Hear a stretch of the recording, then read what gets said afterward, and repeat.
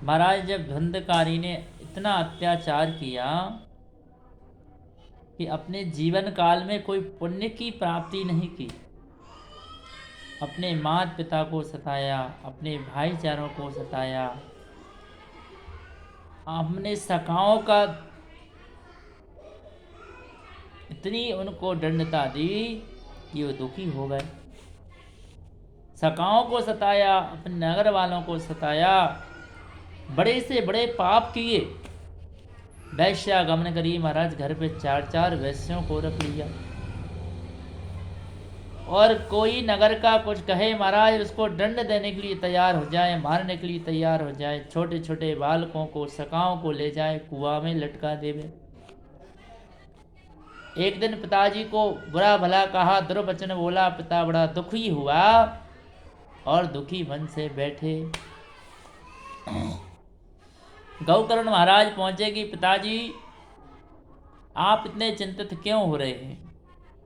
ये संसार है पिताजी, इस संसार ही माया जाल में भगवान फंसा हुआ है, और भगवान को जिसने समझ लिया उसे माया का जाल नहीं फंसाता। आज पिताजी आपके ऊपर जो इतना भारी संकट है वो माया के कारण है।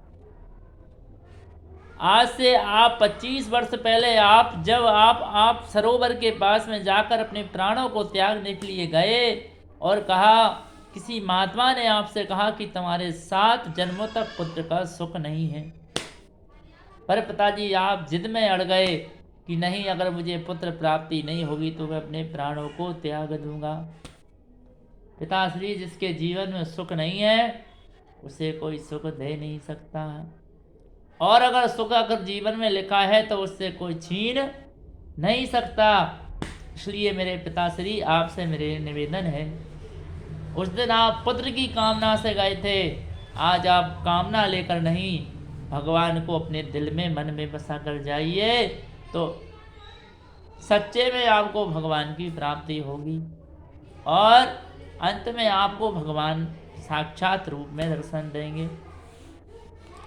क्योंकि ना किसी का भाई है, बहन है, पिता है, ना किसी का पुत्र है, ना बेटा है, ना माँ है, ना पिता है। ये सब संसार माया है, उस माया में हम सब जीव फंसे हुए हैं। जब हमारा अंत समय आता है तो जो हमारे करीब होता है वो ही क्या बोलता है कि इस जीव को जल्दी से हटा दीजिए, शाम की बेला होने वाली है, रात्रि होने वाली है, इस मरे हुए तन को आप जल्दी से घर से विदा करिए। जो हमारा करीब है, जिसके लिए हमारे जीवन, हमारे एक एक पल हमने उसको दिया, वो ही व्यक्ति ये बोलता है। तो पिताजी, ये संसार माया को छोड़ के भगवान की माया में लग जाइए। जब बेचारे आत्मदेव को ज्ञान हुआ, वह घर परिवार छोड़ के भगवान की शरण में गए, उनको मुक्ति मिली। जब धंधकारी अपनी माँ को सताने लगा, बार बार धन मांगने की चेष्टा करता और माँ दुखी होकर कुएं में कूदकर मृत्यु को प्राप्ति हो गई। और गौकर्ण ने विचार किया कि ये भैया तो दुराचारी हो गया है, जो अपने माँ बाप का नहीं हुआ वो मेरा क्या होगा, क्योंकि मैं तो गौ का पुत्र हूँ, मैं तो इसका पुत्र भाई भी नहीं हूँ, सगा भी नहीं हूँ, संबंधी भी नहीं हूँ। और गौकर्ण ने ये उपदेश दिया कि जो बुरा है उस बुरे को छोड़ के वहाँ से चले जाइए, उस स्थान को छोड़ के चले जाइए, तो नहीं तो आप बुरा का साथ दोगे तो आपके साथ भी बुरा हो जाएगा। गौकर्ण महाराज यहाँ से चले गए और धंधकारी अकेला हो गया। जिस माया में फंसा, जिस वेश्यों से उसने अपनी प्रीति लगाई, उन वेश्यों ने ही उसका मरण कर दिया।